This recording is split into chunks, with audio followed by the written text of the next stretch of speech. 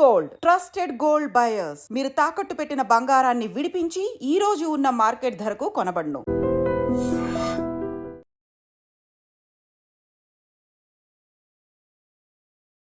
నమస్కారం, welcome to I dream. ఈరోజు మనతో పాటు ప్రముఖ ఆధ్యాత్మికవేత్త జ్యోతిష పండితులు సుభాష్ శర్మ గారు ఉన్నారు. గురువుగారిని అడిగి మనకున్న సందేహాలను నివృత్తి చేసుకుందాం. నమస్కారం గురుగారు. శ్రీమాత్రే నమండి. గురువుగారు, మామూలు జనరల్గా అందరికీ వచ్చే సామాన్యమైన సందేహం ఏంటంటే, మా ఇంట్లో కొబ్బరికాయ కొట్టడం, పువ్వు వచ్చిందా, అసలు మాకు అదృష్టం, ఇక ఈ దెబ్బతో మనకు తిరిగిపోయిందిరా అని కొంతమంది. అయ్యో కొబ్బరికాయ కొట్టానండి, కుళ్ళిపోయింది, ఇప్పుడు ఏం ఆపద జరగబోతుందో అని జనరల్గా అందరికి వచ్చే సందేహం. నిజంగా కొబ్బరికాయతో మన అదృష్టాన్ని ఎంచుకోవచ్చా అని చెప్పండి. తప్పకుండా తెలియజేస్తారండి. ముందుగా ప్రేక్షకులందరికీ శ్రీమాత్రే నమః, శ్రీ గురుభ్యో నమః. జ్ఞాని నామ్నపి చేతాన్సి దేవీ భగవతీ హిస బలాయ కృషమోహాయ మహామాయా ప్రయశ్చతి.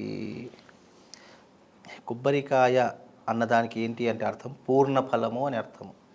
ఈ సృష్టిలో టెంకాయలో నీరు ఉన్నటువంటి ఏకైక కాయ టెంకాయ. ఆ టెంకాయలో నీరు ఎలా వస్తుందో, ఎలా మాయమవుతుందో ఎవరికీ తెలియదు. ఒక చెట్టుకి అంత పైన ఉన్నటువంటి ఒక కొబ్బరి బోండానికి ఒక చెట్టుకి నీళ్లు ఎలా వస్తున్నాయి అనేటటువంటి సృష్టిలో ఇప్పటి వరకు ఎవరు కనుక్కోలేకపోయారు. అందుకే కొబ్బరికాయ అనేటటువంటిది మనిషిలో ఉన్నటువంటి అహంకార గుణాన్ని సూచించేటటువంటి కాయగా చెప్పడం జరిగింది. అయితే ఈ టెంకాయ అనేటటువంటి విషయానికి మీరు వచ్చారు కాబట్టి, అది మనము కొట్టేటటువంటి విధానంలో కూడా ఎన్నో రకాలైనటువంటి విధానాలు మనిషిగా మనం ఏర్పరచుకున్నవే తప్ప అందులో దైవత్వాన్ని ఆపాదించడానికి ఏమీ లేదు. ఇక్కడ కుళ్ళిపోయిందా, లేదా దాంట్లో పువ్వు వచ్చిందా, లేదు అంటే అది వేరే రకంగా, అంటే కొంతమంది తొట్లె పలిగింది అని అంటారు, అంటే క్లాస్గా ఇదే అడుగుదాం అనుకున్నాను. ఇప్పుడు మరీ ముదిరి తొట్లు పలిగింది ఇంట్లో సంతానం కలగబోతుంది. అది ఏంటి అంటే మనిషి యొక్క, అంటే మనిషి ఆశాజీవి. అరే ఒక బ్రాహ్మడి నోటి నుండి ఇలా వచ్చింది అంటే వాళ్ళు సంతోషపడతారు. అంటే ఒక మనిషిని సంతోష పెట్టడానికి చెప్పేటటువంటి మాటలే ఇవన్నీ కూడా మనిషిని ఎన్నో రకాలైన పురోగతికి తీసుకుని వెళ్తాయి. అంటే పాజిటివ్గా ఆలోచించడం, పాజిటివ్గా చెప్పడం, పాజిటివ్గా మాట్లాడడం, ఇవన్నీ ఏంటి అంటే మనిషిలో ఉన్నటువంటి ఆనందాన్ని తెలియజేస్తాయి.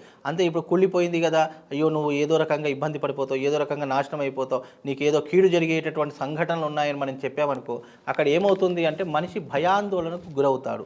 ఒకటి ఫస్ట్ పాయింట్, ఏదో జరిగిపోతుంది అని భయపడి తాను ఏమీ జరగకముందే మనసులో ఒక భయం పెట్టుకుంటాడు. ఏ చిన్న సంఘటన జరిగినా అయ్యో దానికే జరిగింది అని భయాందోళన చెందుతాడు.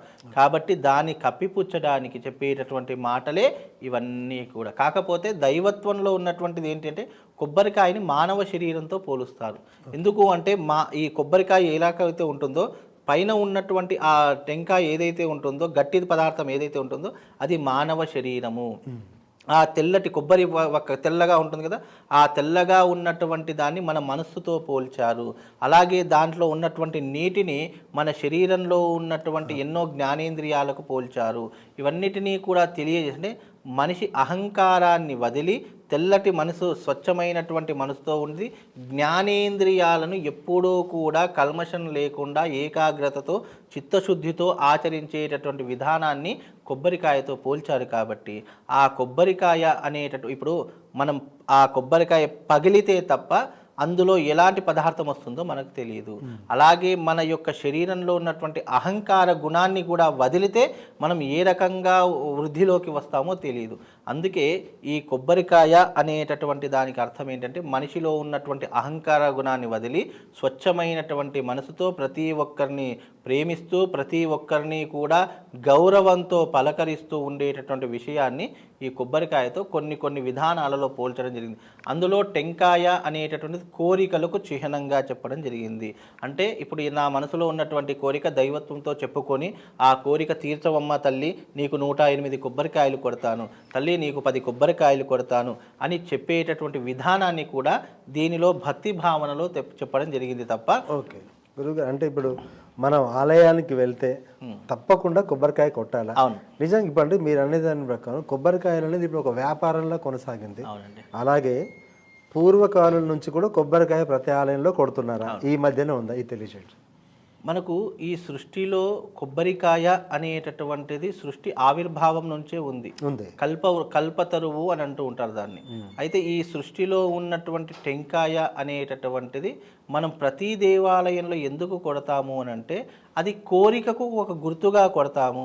అలాగే భగవంతుడి దగ్గరికి వెళ్ళేటప్పుడు పత్రమో ఫలమో పుష్పమో ఏదో ఒకటి తీసుకొని వెళ్ళాలి.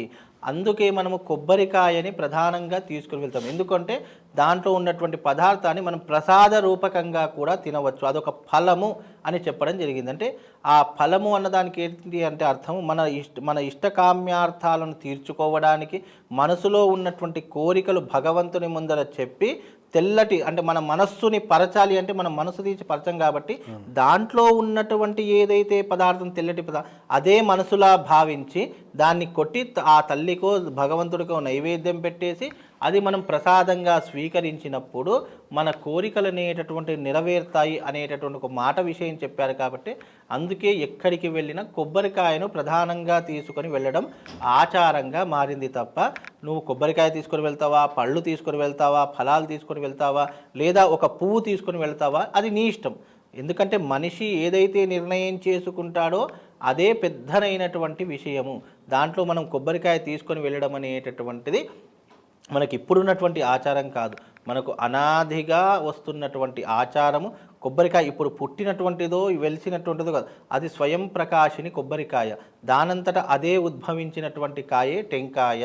కాబట్టి దానికి ఇప్పుడు కాదు, అనాదిగా ఎన్నో ఏళ్ల నుంచి ఎన్నో యుగాల నుంచి ఉన్నటువంటిదే ఆ కొబ్బరికాయ. దాన్ని తీసుకొని మనం భగవంతుడి ముందర కొట్టినటువంటి విధానమే మనం ఎన్నో రకాలుగా అపోహపడుతాం. అంటే కొబ్బరికి కుళ్ళిపోతే ఏదో ఇబ్బంది జరుగుతుంది, లేదా తొట్లె పలగడం ద్వారా ఏమవుతుంది అంటే నీకు కొడుకో పుడతాడో ఏదో శుభసూచకాలు జరిగే అవకాశం. ఇవి మనం ఏంటి అంటే మనిషి యొక్క సంతోషం కొరకు చెప్పడమే తప్ప అది కుళ్ళిపోయినా నష్టమేం లేదు, మనకు దాంట్లో పువ్వు వచ్చినా మనకు అదృష్టం కలిగేది లేదు. మన జీవితము ఎలా నిర్ణయించాడో అలా భగవంతుడు నిర్ణయిస్తాడు తప్ప అందులో పెద్ద చెప్పుకోదగ్గటువంటి విషయాలంటూ ఏమీ లేవండి. అపోహలు పడకూడదు. ఎందుకంటే ఇప్పుడు మనము ఏదైనా టెంకాయ కొడితే పంతులకు కుళ్ళిపోయింది ఏదైనా అలా జరగకుండా ఉంటుందంటే మనం ఒక రెండు మాటలు చెప్తే కానీ మనసు కుదుట పడదు. అంటే మనసు కుదుట పెట్టుకోవడానికి, ఎందుకంటే ఏదైనా మాట ద్వారానే మనిషి యొక్క అనుమానాలు కానీ రోగాలు కానీ తగ్గుతాయి. అలాంటి మాట చెప్పదు, అయ్యో ఇది కుళ్ళిపోయింది కాబట్టి భగవంతుడు తినేశాడు, భగవంతుడికి అర్పితమయ్యింది, ఇది ప్రకృతికి అర్పితమైంది కాబట్టి దీంట్లో సందేహపడడానికి ఏం లేదని చెప్పేసి ఒక రెండు మాటలు చెప్పడం ద్వారా మనిషి సంతోషిస్తాడు తప్ప అది ప్రకృతి నుండి మనకు తెలియకుండా ఉద్భవించింది కొబ్బరికాయ. దాంట్లో ఎలాంటి పదార్థం ఉంటుందో మనకు తెలియదు, తెలియకుండా కొడతాము. అది మంచిగా ఉందా భగవంతుడికి అర్పిస్తాం, లేదా ఇంకోటి తీసుకొని కొడతాం అంతే తప్ప దీని గురించి పెద్ద భయపడాలా ఆందోళన చెందాలని ఏమీ లేదండి. పూర్ణఫలమైన కొబ్బరికాయ చాలా చక్కగా వివరించారు సార్. ధన్యవాదాలు. శ్రీమాత్రి.